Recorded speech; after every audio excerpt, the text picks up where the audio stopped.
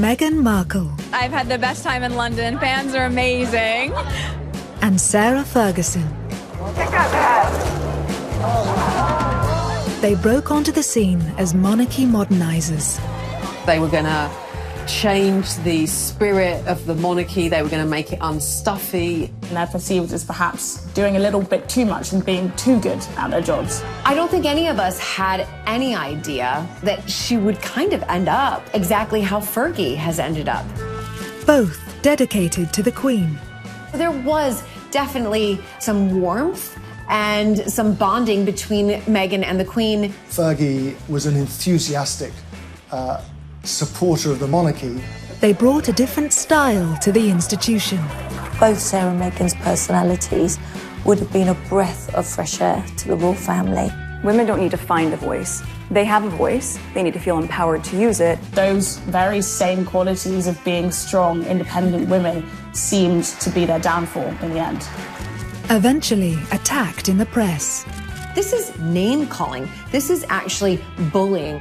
In royal careers like no others, wherever Meghan went, Fergie had been there 3 decades earlier. There's a common bond between Sarah and Meghan. Will these trailblazing women ever return to the fold? Or have they outgrown the royal family forever? They're not going to be taken down another royal path just because somebody told them that they need to do this, be this, and act like this. No way.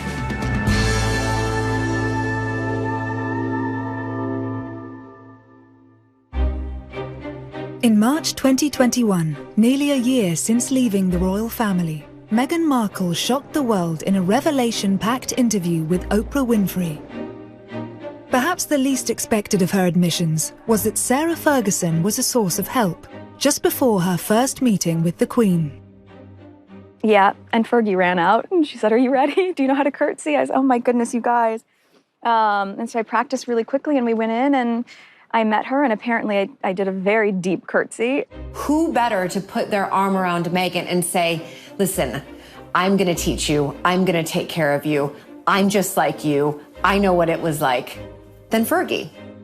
I suppose among all the bombshells of the Oprah interview, the revelation of a closeness between Meghan and Fergie was one of the more surprising things to come out.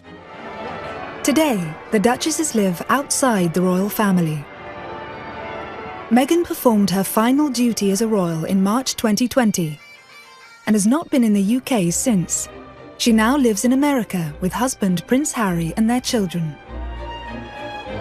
The Duchess of York, Sarah Ferguson, has been divorced from Prince Andrew for just over 25 years and survived a string of scandals since.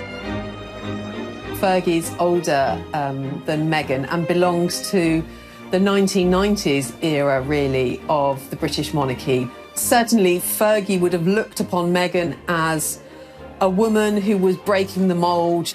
I suppose this just draws into view the parallel between these two women, which in many ways couldn't appear more dissimilar.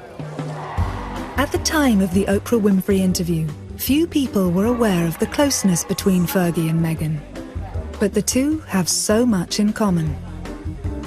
Unlike many who marry into the royal family, both women joined the institution with plenty of life experience behind them.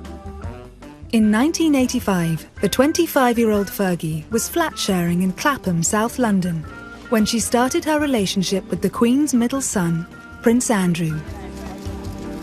She was living a relatively independent life. She'd had a job in public relations in London and went on to work in a publishing firm. So she did definitely bring a lot of experience, and certainly more than Diana, who was barely older than a teenager when she got married.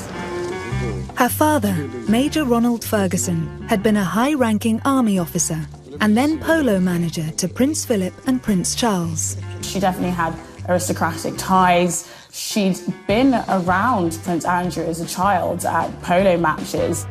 They were reacquainted as adults at Royal Ascot in 1985, and their relationship became public knowledge. They became engaged the following February. Sarah Ferguson was off to work as normal this morning. although her day did start with a bouquet of flowers delivered to her flat before breakfast and rushed into her by a flatmate. I remember Fergie's father famously saying, "My daughter's 26, of course she's got a past. It would be pretty odd if she didn't have a past." Just like Fergie, Meghan Markle had lived a full life when she met Prince Harry. In 2013, she was visiting London to promote the TV series she starred in, Suits. One of Fergie's friends, Lizzie Cundy, a regular face on the capital's showbiz scene, befriended Meghan during this period. We got on like a house on fire. Meghan has a great sense of fun. She loved London, she loved British men, she wanted a British boyfriend, and she wanted to work in London. I could help her get to the right places and meet the right people. And how are you enjoying London life? I mean, it must be mad because, you know, it's very different here and it's cold. It is very cold, but the people are so warm. As cheesy as that sounds, I was joking today, I've never been called love or darling more in my life, so it makes me want to stick around for a while. 3 years after this interview, Meghan would meet Prince Harry during another trip to London. When the relationship was announced, the public wanted to know every detail about the background of this 35-year-old American divorcee. Although Fergie and Meghan are obviously coming from sort of two different upbringings in two different countries, there is a lot of similarities between the two of them. They both aren't scared of hard work. They will go in and really go for it, but they also have their own opinions and will say what they feel and think. The British public got their first glimpses of the real Fergie and Meghan when they were interviewed about their engagements. If it's not possible to do it in July and August, then I think we would. Yeah. Sorry, we.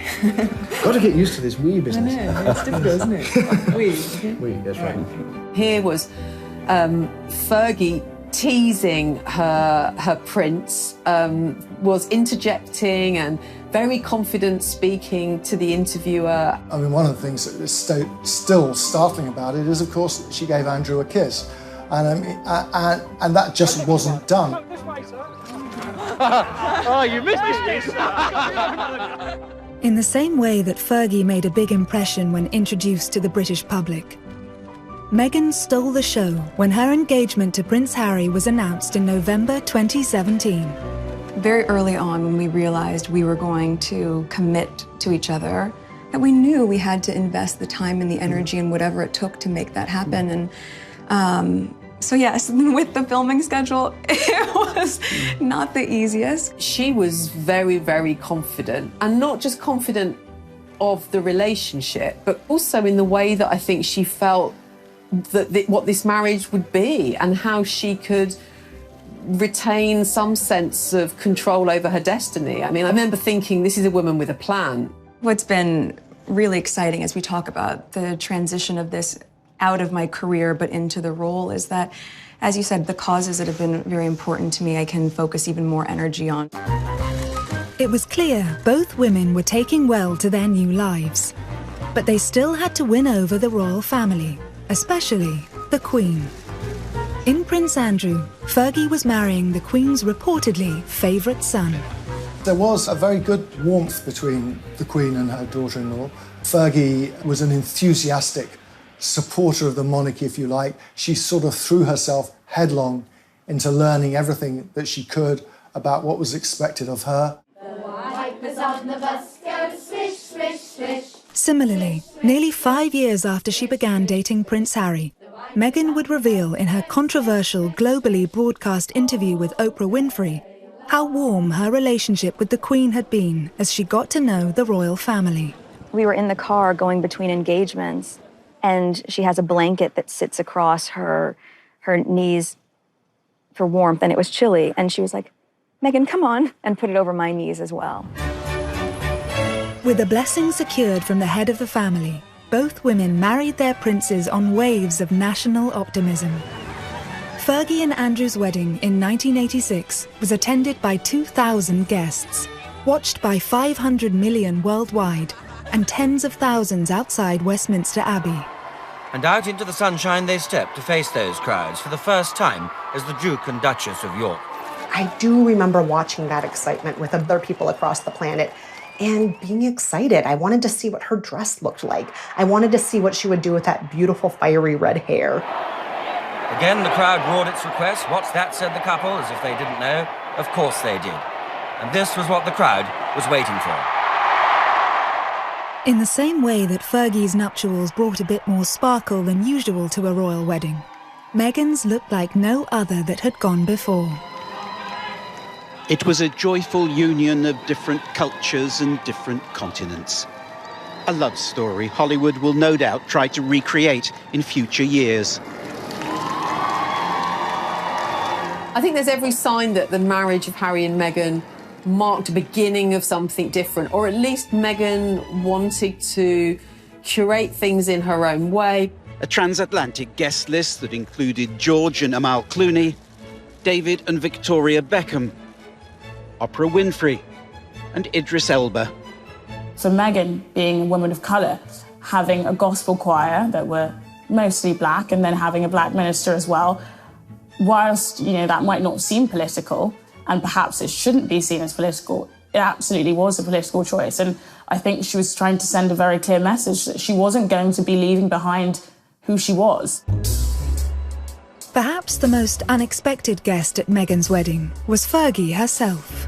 I think it was surprising that Fergie was at the wedding of Harry and Meghan, because in many ways she was on the fringes now of the royal family. There were also those reports that Prince Philip did not want Fergie at Harry and Meghan's wedding. And Harry, intervened and said, no, this is what I want, but also this is what my bride wants as well. She has bonded with Fergie and she wants her there. Fergie may reportedly have felt the chill of the monarchy at Meghan's wedding, but her reception when first joining the royal family couldn't have been warmer. I think a lot of the world forgets that for a while there, Fergie was wildly popular beyond Princess Di, so popular that Prince Charles even said at one point to Princess Diana, why can't you be a little bit more like her? She's so bubbly, she's so effervescent. What's your name? Nice to see you. Did you have a lovely time? She decided to fully embrace not just royal life, but the life of her husband too. Andrew was famously a helicopter pilot. Fergie decided she was going to learn to fly too. So when he comes back in the evening and tells me what he's been doing, I now know what he's been doing. Before long, Fergie's charms were being appreciated around the world. In 1987, she and Andrew took an official tour of Canada. I remember covering it for my newspaper, and we travelled all over Canada, and they just about did everything, and that played terribly well with the public over there.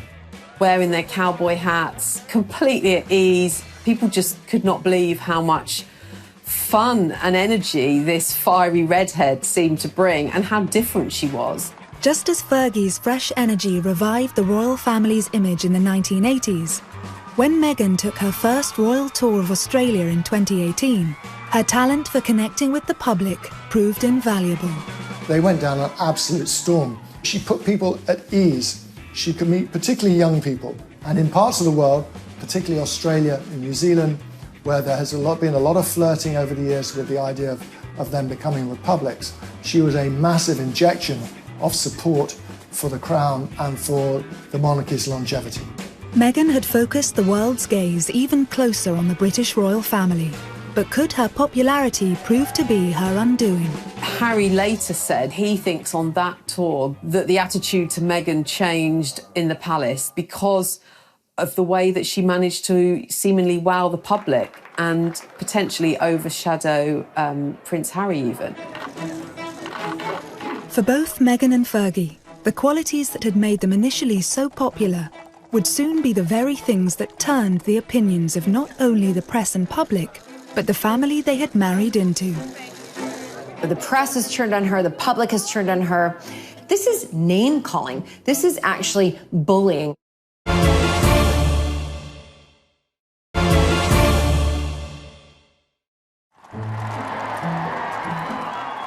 Both Meghan Markle and Sarah Ferguson were hugely popular when they married into the royal family, adored both by the public and, it seemed, their new in-laws. But as both duchesses soon found out, royal life could be fickle. Fergie's initial burst of popularity lasted 2 years from her wedding to Prince Andrew. The press coverage took a negative turn in 1988 during a tour of America.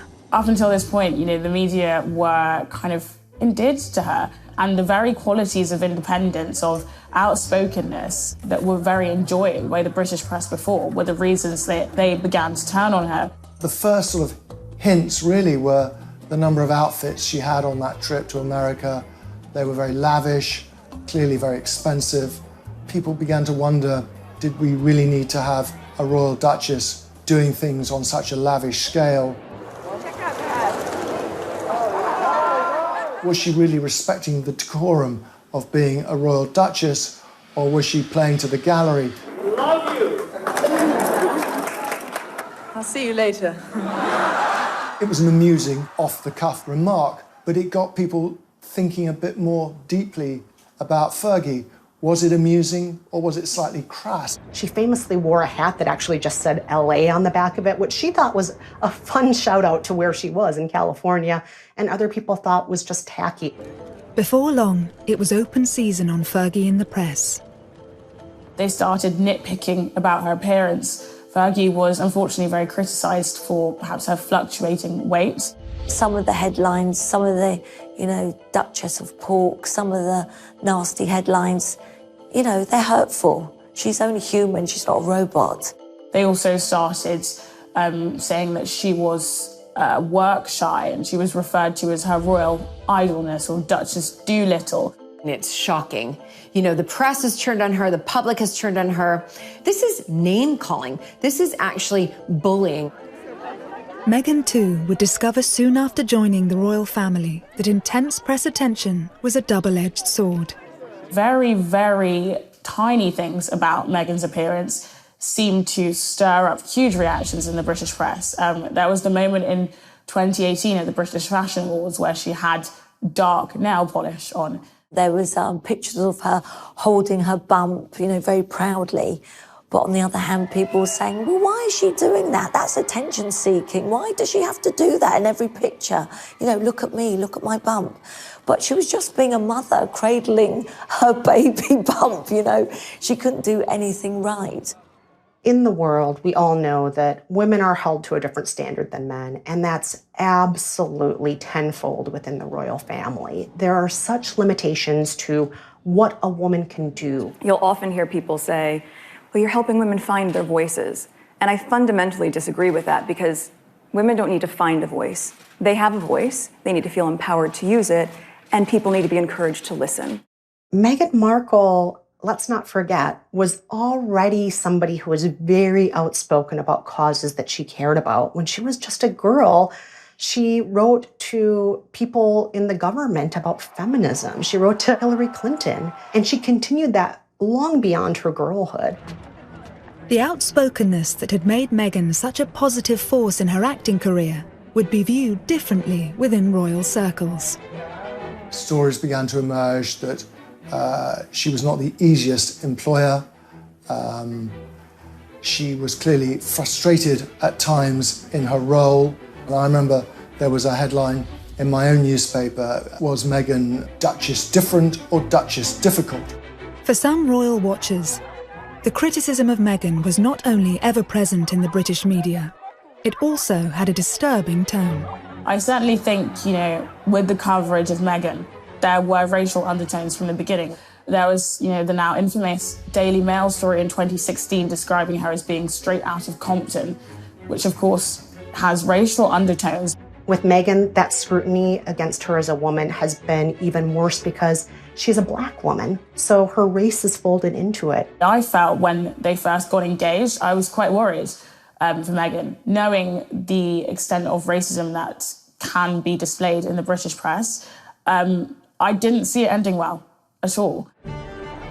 It soon emerged that Meghan's relationship with her sister-in-law, the Duchess of Cambridge, was not as cordial as it had initially appeared. Stories about so-called rivalry with Kate began to emerge. The public began to sort of have questions about this, and the media too. What was the real dynamic? What was really going on in private? Were Kate and Meghan even friends? And the truth was they really had very little in common, except that they'd married two brothers. And it's the press, headlines of, spat between the sister-in-laws, which starts to drive a different perception of Meghan. One woman's downfall is another's rise to power. And soon, Meghan was compared unfavourably to Kate. Whereas Kate used to be seen as really plain and boring, suddenly, actually, Kate is seen as very dutiful and very committed. And Meghan, in fact, is sort of seen as much more of a disruptor. Story after story was very unfavourable to Meghan and very, very favourable to Kate. And this was constant. What she ate, what she did, what she demanded, all of that was being compared to perfect Kate. One example of this divergent narratives of Meghan and Kate. Kate eats avocado. It's seen as a kind of normal thing for relatively affluent middle-class people to do. Meghan eats avocado and it's seen to be an unethical practice. Just as Kate and Meghan were compared, elevating one at the expense of the other, a similar phenomenon occurred in the 1980s and 90s, when the tabloids picked apart the differences between Fergie and Diana, even though the two women remain firm friends behind the scenes. Fergie and Meghan are marked by the fact that they are going to always be compared to their sister-in-law. In Fergie's case, it's Diana. All of a sudden, Diana became this English rose.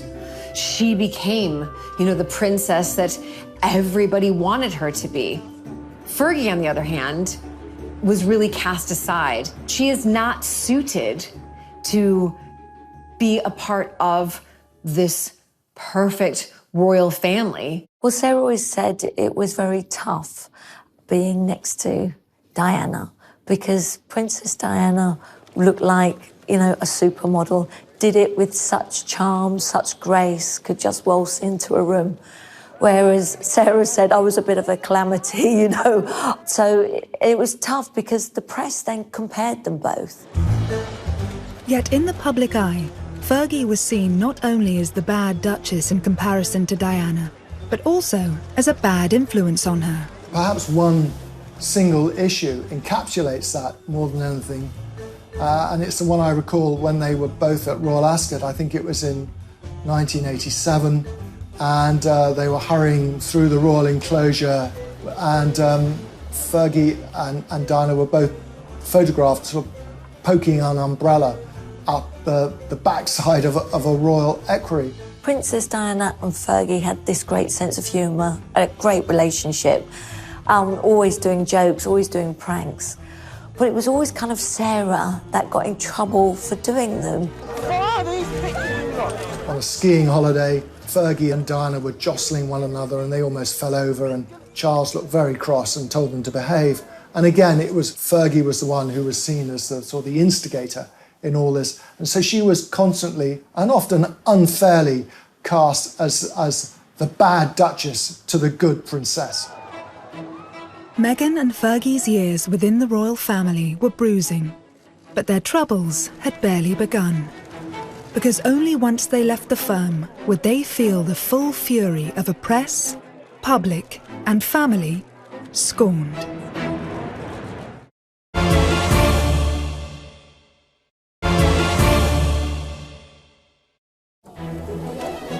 Sarah, Duchess of York. Meghan, Duchess of Sussex. United by their experience within the family firm and the harsh exposure it brings. Also by their love of doing things differently. Fergie and Meghan Markle had moments that had people raising eyebrows and maybe thinking, these are not going to be like other princesses we know. By mid-2019, life as a working member of the royal family, under constant scrutiny, was overwhelming Meghan. She was close to breaking point.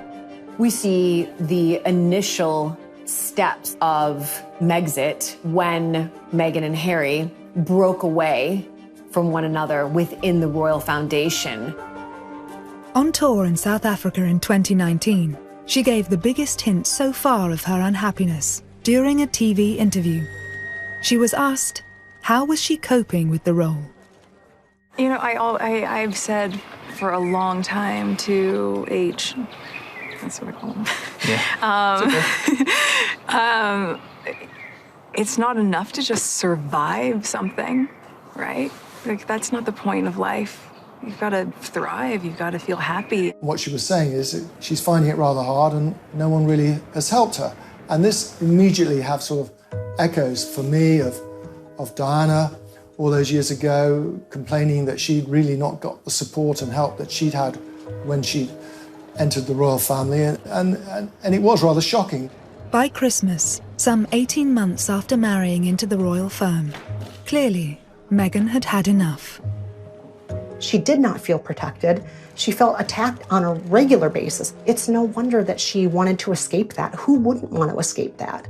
They went to Canada for Christmas, so they didn't spend Christmas at Sandringham like they had done the year before. And that seemed an extraordinary slight in many ways. I mean, the Queen, who dearly loves having all her grandchildren and great-grandchildren around her at Christmas, the suggestion was that perhaps Harry and Meghan were being selfish about all this. What's more, after Christmas, they would never return to live in the UK. In contrast to press reports, this was far from being an impulsive act. The structure of the royal households means you can't blindside the Queen with something like that. They didn't have agency over their own passports or driving licenses. So clearly it wasn't them, bolting and running away from the royal family. They had long made it known they were not happy with the lifestyle. And Meghan wasn't the first woman in the royal family to feel this way. By the late 1980s, Fergie had also reached her limits. Fergie found living at Buckingham Palace very restricting and almost claustrophobic. She felt that every time she would leave Buckingham Palace, she would have to tell somebody. It was like she was constantly being watched. Sarah was finding it very difficult. She was very lonely. I mean, she virtually had hardly seen Andrew at all. 2 young children, her husband's absence in the Navy, and the lack of emotional support from the institution had all taken their toll. She really had no one to turn to. Literally, if she spoke to a royal aide, it was like, shut up and get on with it. And I think that was the point that she thought, I can't do this the rest of my life. I need to be supported by somebody, by my husband, and I'm not getting that. Fergie was very low and began to seek out friendships and relationships. The press's one-time love affair with Fergie was a distant memory when news of her relationship with Texan millionaire Steve Wyatt broke in early 1992. Her relationship with Steve Wyatt obviously caused huge waves in the royal family, made her even more ostracised.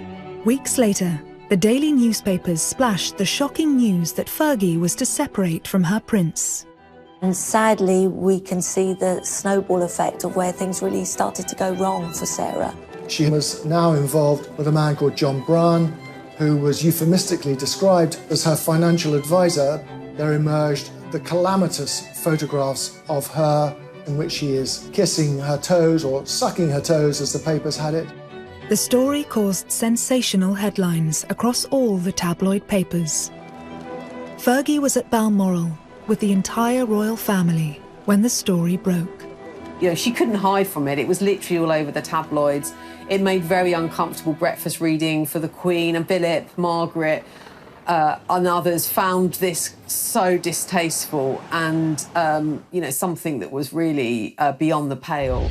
4 years after her separation from Andrew, in 1996, Fergie's divorce came through. She left the royals without her Royal Highness title. The Queen decreed the royal titles for divorced royal women, which was the first time applied to Fergie and meant that after their divorce they would relinquish the HRH title. For Meghan, it was hoped that the loss of her Royal Highness title could be avoided. After all, she was leaving with her husband.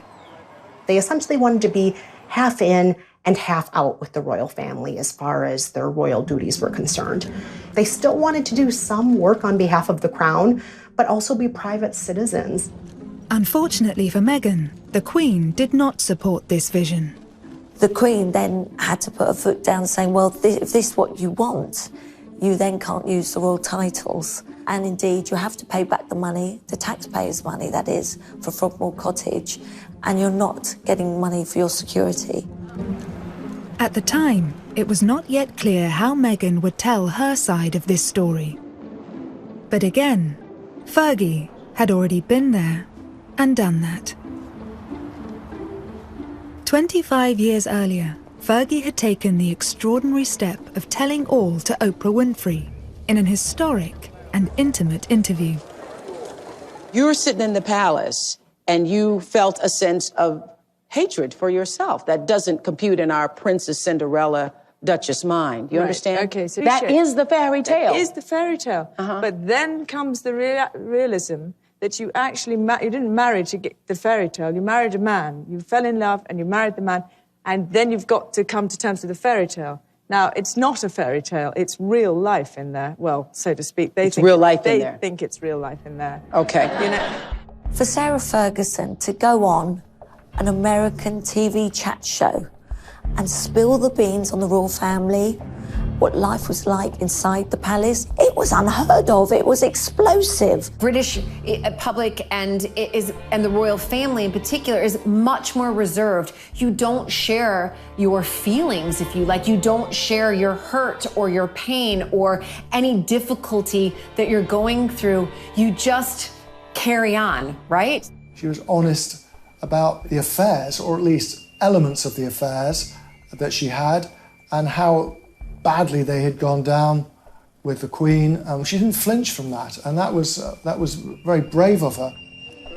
Once Meghan was also stripped of her title, she too decided to grant a tell-all, no-holds-barred interview to Oprah. I think these interviews were a real moment of taking back control and reframing the narrative.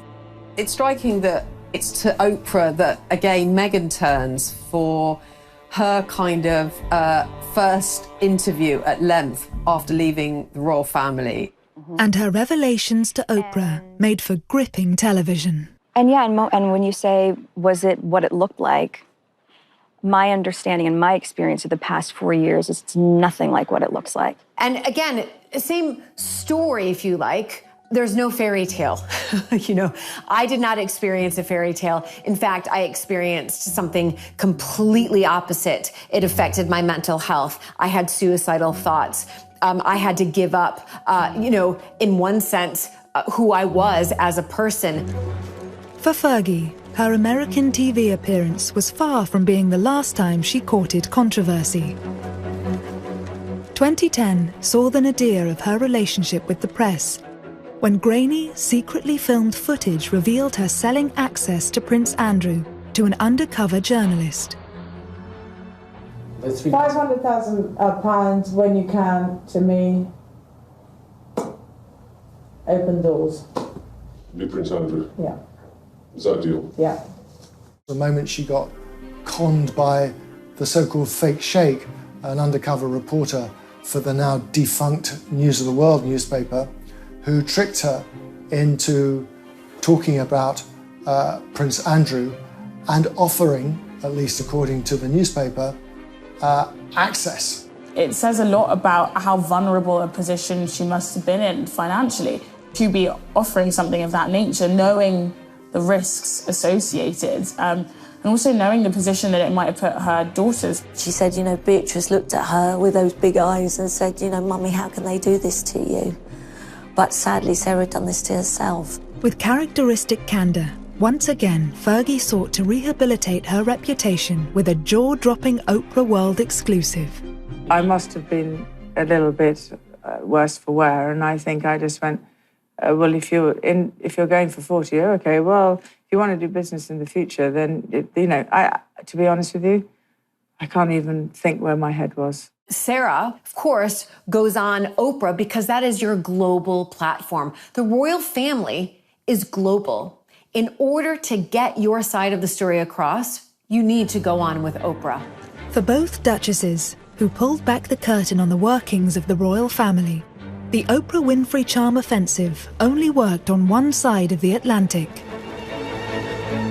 In the years after her confessions, Fergie seemed to stay out of favour in the UK. Fergie finds herself very much an outsider in British society and in British life. Her popularity has plummeted.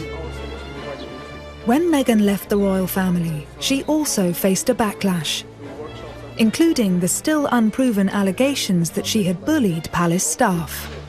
She is opinionated. She is a workaholic. I suspect that she took all of that into the royal family and came across in a different way. I heard a lot of people say maybe Meghan has either been holding Harry captive or maybe she's brainwashed him. Both Sarah and Meghan have these dark clouds still hanging over them. Despite allegations like those, which border on the ridiculous, Fergie and Meghan face a challenge to reinvent themselves or be forever marked as renegades.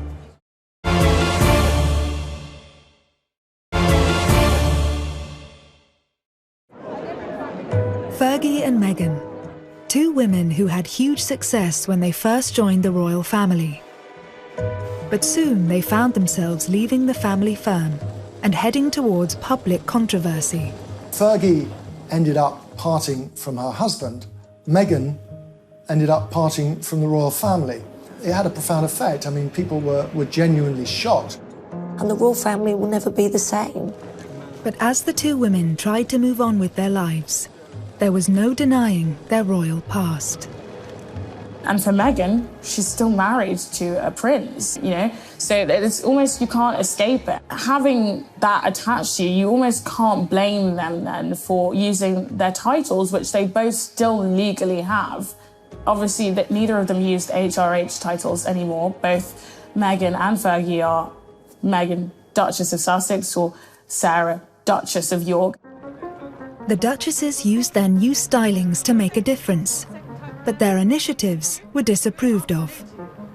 Just like Fergie, Meghan is in one sense doing the exact same thing. She's using her royal status as the Duchess of Sussex and cashing in on that. But a lot of people look upon it and frown and say, well, are they taking advantage? Are they, using the royal name to benefit themselves? Of course, commercially, it makes total sense for them to have those titles. Both women look at opportunities to make a living, and America embraces them with open arms, just like the UK did in the early days. Meghan, she and Harry want financial independence, but they are global figures, and they have a huge following and popularity. And America, corporately, is very keen to welcome them in. I know in the UK it's different, particularly in the aristocracy. Being born into money is much more respectable than making your money. But here, we admire people who make their money. There's been the establishment of Archwell Productions, which is the means by which Harry and Meghan can basically earn money. Then went on to get, Netflix, Spotify, they're big money-making brand deals. Once again, Fergie had blazed the trail for Meghan. Decades earlier, she had been in the States with an entrepreneurial mindset.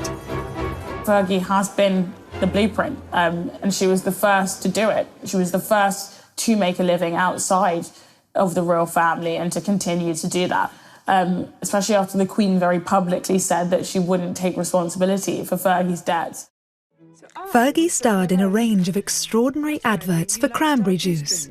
Light Star gives me a real zing, especially when I serve it with ice. Cheers.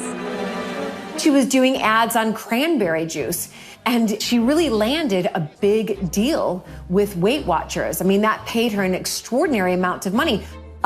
She did whatever she could do to earn a buck. Sarah really needed to work and earn money to survive. She was very successful in America for quite a few years. I mean, she became dubbed the Duchess of New York rather than the Duchess of York.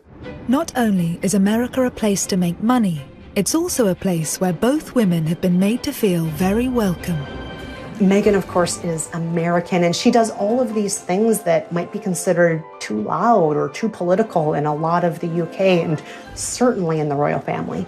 Fergie realises that she has the freedom in America to perhaps be herself, and especially by being self-deprecating, confessional, loving, unpretentious woman that initially had been so warmly welcomed by the public. And it also showed their sort of more generous side in that they're prepared to give people a second chance. And I think that's something that's similar for Meghan and Harry as a married couple. They've been welcomed in the States, you know, they are very popular. They're very much seen as a part of, you know, the Hollywood elite. They're praised for their charity work. And they both went on to combine their new financial independence in the US with their good work. Fergie had charity Chances for Children, and Meghan the Archwell Foundation. The work that is kind of accepted that royals do is showcase charitable causes and support philanthropic activities. It's entirely to be expected that they would try and still court public support by continuing to do philanthropic things. And I think that a person can do both. A person can care about charity, but also make a living. And something that neither of them can really be blamed for doing. And obviously, as a byproduct, it perhaps means there's a bit more interest in what they're doing. Despite her best efforts for charitable causes, Fergie, for one, always seemed one step away from a scandal in the press. In 2011, she apologised for borrowing £15,000 from Jeffrey Epstein, who had by then been convicted of soliciting underage girls in 2008. Her worst financial moment came when she was on the verge of bankruptcy and there had to be a complete restructuring of all her finances. She borrowed very heavily from Jeffrey Epstein. Meanwhile, Prince Andrew's past friendship with Epstein remains deeply controversial. Prince Andrew, are you an embarrassment, sir? Sarah was there, you know, and whatever you say about Sarah Ferguson, she's loyal. But there is definitely a pattern to Fergie's post-separation life, a sort of scandal followed by recrimination, followed by confession, followed by attempt at rehabilitation. And that has happened on at least 2 occasions. And we're currently in a period of rehabilitation, I think.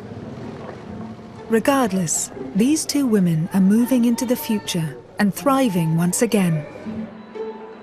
With new family members and new ways of paying their bills. I think Fergie will continue to do what she's always done, which is be relatively effective at making money, probably reasonably effective at also spending it. Sarah is one of life's survivors. You always see her with a smile, and as she said, as her father said, the show must always go on.